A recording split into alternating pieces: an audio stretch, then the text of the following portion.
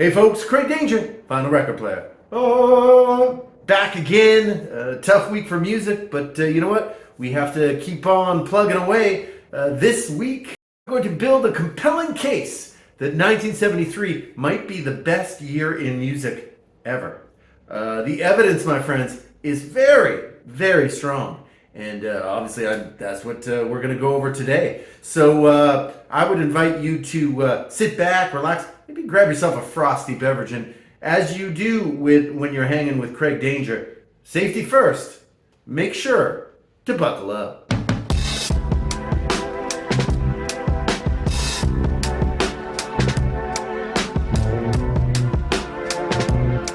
And we're back, and yeah, woo! Looking through the albums of 1973, this of course is part of my continuing series. Started it off around 1967. I will of course have a playlist link in the comments. I'll pin that there. So if you want to go back and see all of my compelling cases why specific years may be the best year in music ever, I think you should do so. You got a little time? Check it out. But in the meantime, let's talk about 1973. Wow, what a year, just going through the history on this particular year. Stunning. Just going through the records I own, stunning. Again, we're just really scratching the surface here, I think, in terms of the immense amount of quality that was released in 1973 musically, across all genres, but specifically I tend to talk a lot about rock and, of course, soul music. And in my opinion, whoa, what a legendary year for soul music. Rock, less so. But again, incredible stuff going on. Why don't we just start around here, talk about Houses of the Holy. This was very much a Led Zeppelin kind of year, with very kind of cool inside, very cool cover on this one. Led Zeppelin, obviously a huge name in '73. Basically, they kind of set records on their tour, selling out just immense venues, and of course. It was during '73, whilst I guess they were touring this record, that they actually ended up recording the movie The Song Remains the Same. So Led Zeppelin was kind of all over 1973, and I just was listening to this one today. Interesting album. Apparently what happened is two of the members actually ended up kind of installing home studios, and as a result they were sort of able to flesh out their songs much more than they had on previous albums. And I think if you listen to this one, you can kind of tell a bit of a classic. You've definitely heard some of the radio jams on this one, but again, very interesting record. This one, I know these Led Zeppelin records are really expensive now. I just kind of pulled this out from the back of my stacks, but again, was a good one to listen to today. So Led Zeppelin kind of really starts out 73 with a bang. Then, is it a downer? It's maybe a little bit of a downer. The Rolling Stones release Goat's Head Soup, which of course would follow up their, in my opinion, really all-time classic, which of course is Exile on Main Street. This album would be the second last with guitarist Mick Taylor. Mick Taylor still all over this one. And you know what? I'm going to go ahead and say that this is probably the Stones' most underrated LP, because you know what? It's fantastic. At the time, I think people were probably expecting another Exile on Main Street, which, I mean, come on. That was absolute fire. A double album that basically there's just not a dud on it. Incredible. This one, though, very, very good. Obviously, Angie was the big hit on this one. But frankly, Heartbreaker's a good one. Silver Train. All over. This album is, I consider this a classic Stones album. And certainly Mick Taylor being on it. Ooh, another fantastic album featuring Mick Taylor. So this one's definitely worth a pickup, and particularly if you're someone who was like, oh, that's just a terrible album. It's not. You're wrong. Or you were wrong. And see, that's what we're doing. We're exposing the wrongs so that we can make them right. I guess that's what Craig Danger says. So believe it or don't. So obviously, 73, Goat's Head Soup, the Rolling Stones, and probably a good time for me to say, hey, like, subscribe. Always helps the channel. Certainly, the more people who gets to see the video, the more likes you give, the more people get to see the video, and obviously subscribe if you're into this sort of musical content. The danger always provides, but also in the comments, since I'm asking, give me an idea of what is one of your favorite albums from 1973. Obviously, as you'll see in this video, there is a tremendous amount of classic music coming from this year, as I outline my case that this may be the best year in music ever. Wow. Stevie Wonder, really kind of starting out a period, although he did have, I believe it was the year before, he had Music of My Mind. This one, I think, kind of really set the tone for what Stevie Wonder would be doing really for the rest of the 70s. Certainly this one, and then Fulfillingist, first finale, and then, of course, Songs in the Key of Life, kind of seen as his sort of major masterpieces. One I think is one of his best LPs of all time, and certainly this one has like Living for the City, Higher Ground, Too High, cover to cover. This is really one of the best Stevie Wonder albums in an era where basically all of his albums were pretty significantly excellent. So Stevie Wonder, Inner Visions from '73, like I say, this basically was the beginning, along with Music of My Mind from the previous year, of just an incredible period for Stevie Wonder, continuing on, I believe, until about '78 with the Secret Life of Plants, which is an odd album, but you know what? It's also good. It's also classic Stevie Wonder. So Inner Visions, another classic from '73. Got to talk about the Allman Brothers. Obviously, at this time, the Allman Brothers, unfortunately, had lost one. They had lost Duane Allman, and I believe it was just after they finished recording this one that they also lost their bassist, Barry Oakley. And you know what? Tough times. But you know what? This album is a winner.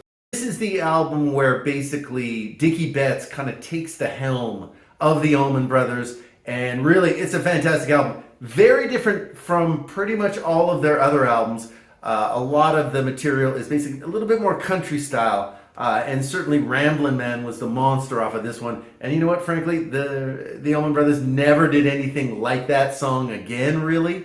But wow, what a great song. I think that one may have even gone to #1. It certainly was top 10 and definitely their biggest hit ever. But again, this is a really cool album from '73. And you know what? I think also in '73, this one was released as kind of a repackaging of those first couple of albums. So if you are looking for those first couple of albums and you happen to run into this big dog, Beginnings from '73, pick it up. This one is basically those albums just without the packaging. So they basically just took those two albums, put them into this package, and called it a day. And as a matter of fact, this is an economical way to buy those two albums. And frankly, again, really great pressing. This, of course, is on the Atco label. So whatever the case, great package by the Allmans. Again, it was a very difficult year for them. Still, as a matter of fact, I was reading that Butch Trucks, the drummer, one of the drummers anyway, he actually got into an accident in his truck right near where Duane Allman had died, and basically, it was close, but he ended up kind of coming out of that with a broken leg. So whatever that intersection was, stay away from that intersection. All Allman Brothers. Hopefully they did after that, and obviously they did. But anyway, Beginnings, this is sort of it's a compilation of two albums of those first two, but again, those first two Allman Brothers albums, fantastic. Turning to the soul side of the ledger, I think it's appropriate that I mention the 3 Degrees. This, of course, on the Philly International label, fantastic record. The hit off of this one was When Will I See You Again? Woo! Absolute banger. There are some classics on this one, obviously outside of When Will I See You Again. Certainly If and When is one of the most outstanding soul tracks I've ever heard. Very sort of odd pacing in that one. I would call it almost an epic. Really another masterpiece of the Gamble and Huff Philadelphia international label. But this one's got Dirty Old Man, A Year of Decision. Anyway, this whole album is really fantastic. I would put it as probably one of the best 3 Degrees albums ever. A little fun fact about the 3 Degrees. Apparently, old Prince Charles, now King Charles, was a monstrous fan of the 3 Degrees, and actually had, I believe they ended up performing at one of the Queen's Jubilees. So impressed was now King Charles with the loveliness that, of course, is the 3 Degrees. Also on the Philadelphia international label from that year, the OJs. How about Ship Ahoy? Oh, absolute, in my opinion, this is their best album. I sometimes tilt back and forth with, of course, Backstabbers from the year before coming in, but this one, ooh, absolute banger. That obviously we're talking about Put Your Hands Together is on this one. For the Love of Money, which, I mean, we've all heard a million times. That absolutely outstanding funky bass line that, you know, really, can anyone get enough of that? I don't think the Danger can. But Ship Ahoy, also really of note, and this is one that doesn't get a lot of play, is Ship Ahoy. The title track on this particular album is absolutely fantastic. Like, in terms of just overall, like a brooding, it's a song about slavery, which is absolutely terrible, but it's just so moving, and ooh, you can really feel that record. And frankly, all over this album, it's a cover-to-cover classic. Really a masterpiece of Gamble and Huff. And I mean, who writes a song in '73 about slavery? Well, how about Gamble and Huff? They were never afraid to approach these kind of social issues and just be like, yeah, what? Speaking the truth, and they're doing it all over this album. And again, what a classic. Ship Ahoy from '73, in my opinion, their best album by the OJs. Of course, since we're talking about soul or soulfulness, I mean, we have to talk about Paul Rodgers. We have to talk about Heartbreaker by Free, the final album by the band Free. Obviously, most known as having the hit All Right Now, and obviously the precursor to Bad Company. This album is a really good album, really kind of a final document. By this point, guitarist Paul Kossoff had the drugs that kind of got to old Paul, and unfortunately he was only able to play on a few of the tracks on this particular album, and basically it was because of that, I think, that Free kind of became no more. But you know what, as a final sort of statement, this is a really good album, and I would probably highlight the title track, which is one of the only Free songs that actually has Hammond organ on it. Ooh, and it is hot. An absolute banger. Paul Rodgers, again, always quality of voice. And again, this would signal really his last album with Free. He would move on to Bad Company the next year and record, obviously, their debut album, which is, you know, one of the best rock debuts, I would imagine, of all time. But again, this one is not to be missed. Free, Heartbreaker, featuring, of course, Paul Rodgers. Then we'll talk a little bit more rock. How about the captain to me, the Doobie Brothers? This one is actually a really good album. I'm not a monster Doobie Brothers guy, but in terms of rockin', if you like your riffs giant and your vibes are rockin', it's certainly hard to compete with The Captain and Me by the Doobie Brothers, also from '73. This is really kind of a classic album in general. Back to back, it's very great. A lot of really giant riffs on this one. Obviously, you have China Grove is on this one. Obviously, a monster radio hit. Without You. It's basically, in my opinion, one of their best from that early pre-Michael McDonald period. And The Captain and Me, the Doobie Brothers, another classic from that era. We got to talk about, obviously, Joni Mitchell, Court and Spark. This is kind of one of her final albums that was not sort of wildly experimental and, you know, heavily into jazz. This is kind of like one of her last sort of folk, relatively straightforward albums, a la Blue, which I believe Blue was '71. Of course, the hits on this one, Help Me was particularly a big radio hit, and then Free Man in Paris. But again, this whole album is fantastic. For some reason, Joni, particularly this album, is not seen as, you know, as classic as I think it should be. I think I picked this one up for 99 cents, which is, it was like from a record store. I'm like, what? anyway, whatever. If you find this album, you should buy it. Really a classic. Going back to soul, obviously, I gotta rep Tyrone whenever I can. How about Tyrone Davis? It's all in the game. Certainly that cover is just sort of a little slice of what's on this album. Very much unlike the rest of the tracks, which by this point, 73, is just kind of all absolutely meaty, funky soul. Very, very funky stuff on the Dakar label, as was basically every album that Tyrone put out between 69 and 75, also on the Dakar label. But again, it's all in the game. Interesting cover, but again, the real meat of the album is on sort of the deeper cuts on this one, and Tyrone keeping it funky, as he does in 74, with It's All in the Game. And speaking of funky, I mean, obviously, we've got to talk about Let's Get It On. Oh, this one's for the lovers. And wow, what an epic album this one is. This one, it was, of course, follows up the always classic What's Going On. Totally different sort of feeling. What's Going On was more of a political statement at the time, and certainly some amazing tracks on this one. But this one is not to be slept on. Let's Get It On, obviously the title track on this one. I think later on he's the Keep Getting It On. Anyway, man, you can just taste the desire from Mr. Gay on this particular album. I mean, it's no joke. I mean, it's kind of, whoa. But you know what? Ooh, fantastic album, cover to cover. Definitely a great late night with the lady or the man, depending on your interest, kind of album. And it's always worth a mention. And you know what? This one I kind of listen to from every month or two, and it's always a classic. So Marvin Gaye, Let's Get It On.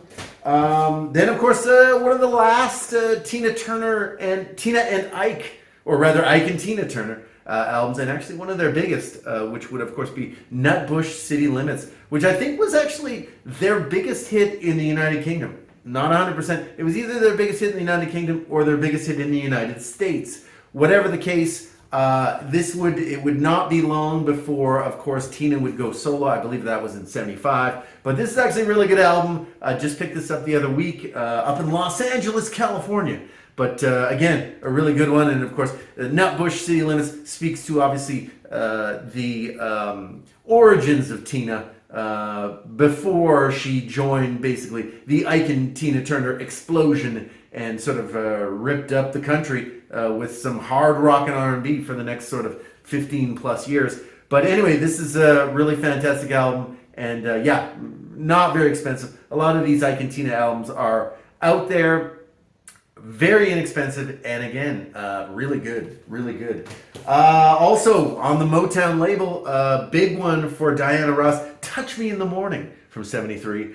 This one, of course, would have the #1 title track, Touch Me in the Morning, and of course, again, Diana Ross. Fantastic stuff. I actually saw Diana Ross last year at the Fool in Love Festival in Los Angeles, California. A lot of fantastic stars there. But, Diana absolutely blew everyone off the stage. It was a diva alert, friends. A 5-alarm diva alert. And, she was amazing. I wasn't really, a little danger confession, wasn't really the biggest fan of Diana before that. But, afterwards, forget it. Forget it.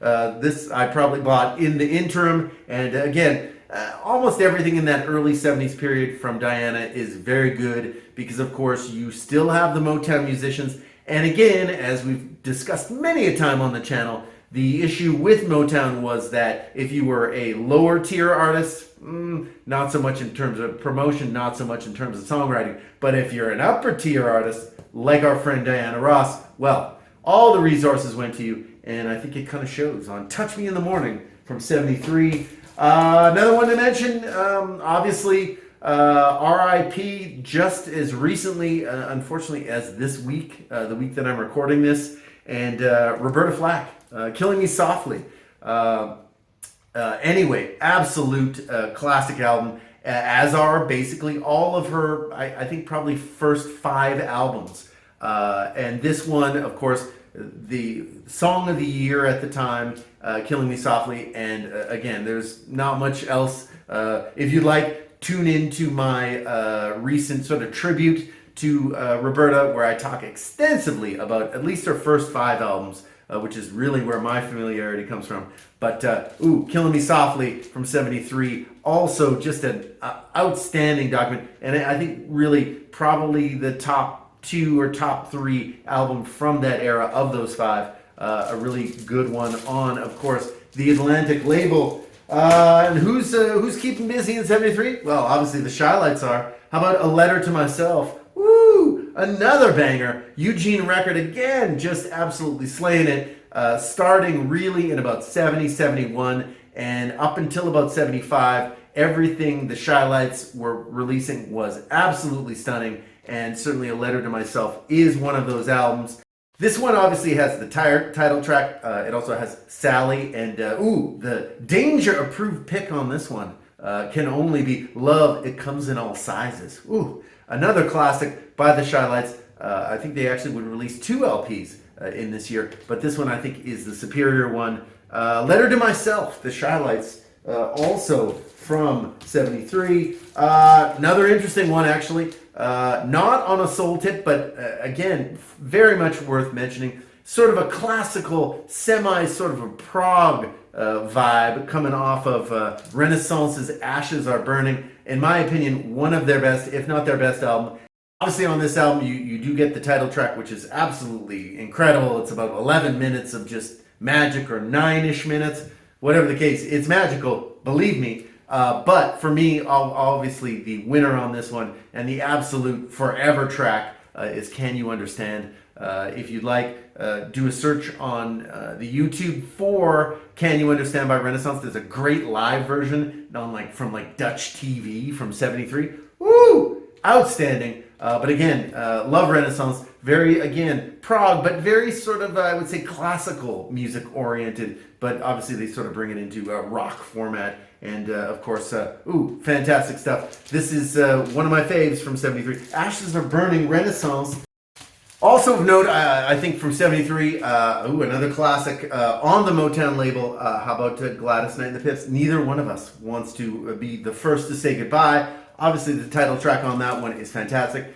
But this, of course, would be one of the final LPs that Gladys Knight and the Pips would do for the Motown label, as they soon moved on to the Buddha label. Of course, had the monster hit that everyone knows, which of course is Midnight Train to Georgia. But do not sleep on these early 70s Gladys Knight LPs. All fantastic. The production's fantastic. The songwriting is great. And of course, Gladys. I actually just saw her as well not too long ago at a casino. And vibrant. Wow, what a smile on Gladys. Absolutely, you need sunglasses when you're looking at that smile. This woman is just still stunning. I think she's probably in her mid-80s, 85. But anyway, Gladys Knight and the Pips, neither one of us, a classic.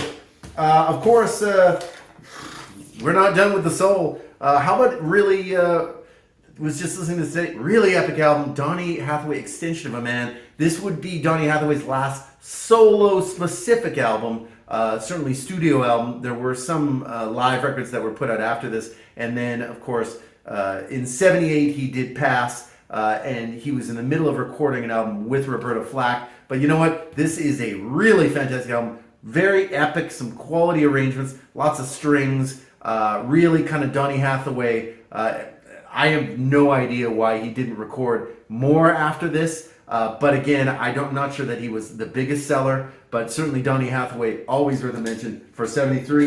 And if you know the channel, you certainly know that old Craig Danger can't go one video without mentioning Willie Hutch. And obviously the debut on Motown, Fully Exposed. I've talked about this way too many times to really go on about it and expound on it today. Really, my only call is to, if you don't have this album, you should. And also, it is now available on streaming, which, again, Willie Hutch, one of the most underrated soul performers of the 1970s. And yeah, this album, it really kind of gets no better, although it's still as good throughout the 70s. But I think this first album for Motown is definitely his best Motown LP. Fully Exposed from 73, a classic. Obviously, we're talking about 73, so obviously, as it's 73, it's the 70s. We got to talk a little bit about live albums, also live double albums. How about this Live War from 73? That's looking 70s. I don't think it could be more 73 than the looks on some of these gentlemen's faces as they rock it in a style that only war could. Obviously, a great album. I am going to limit my comments as I realize this video is getting real long. But if you're still here, hey, like, subscribe. Obviously, I'm putting out content all the time. And always helps if people like. That means more people get to see the video. But at any rate, Live War, then one of my favorite live albums of all time. How about the Isleys Live from the Bitter End in 73? Ooh, another double album, super classic. And then, of course, my man, and everyone's man, Bill Withers Live at Carnegie Hall. Just an absolute giant record on the Sussex label. This is, again, a double album. And really, fantastic. This is a great album. Also available on streaming. One to check out is, of course, Use Me, where basically he does the song and then he redoes the song. And it's just an absolute fire show from Bill Withers live at Carnegie Hall. And then, of course, we're kind of signaling we're getting to the era where there just aren't as many artists releasing not one, but two albums in 1 year. So I just thought I'd kind of mention those. Obviously, Jerry Butler, R.I.P. Jerry Butler, just passed actually just a week from the recording of this video. But this is a great album, The Love We Have, featuring Brenda Lee Eager, who, of course, was the lead singer in his backup group, The Peaches. But this is a really great album. And then also Power of Love, partially produced by Johnny Bristol. This is a really great album. And of course, Jerry on the back. Look, there's the man himself, looking good. And yeah, this is another phenomenal album. And just as a second artist that did really two classic LPs in 73, gotta talk about Al Green, of course. He's on the shirt, but wow, Call Me is, in my opinion, one of his last super legendary albums.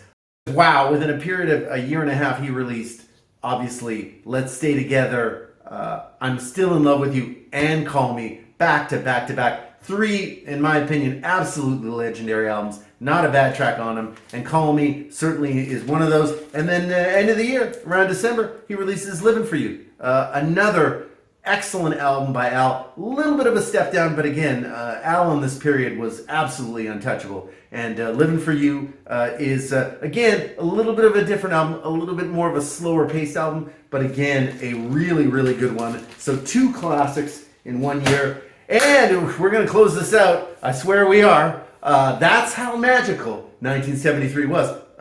Danger's still talking. He's still talking over here. Let's close this out and talk a little bit about the debut albums from 73. Certainly Leroy Hutson, Love Oh Love. Ooh, absolute classic.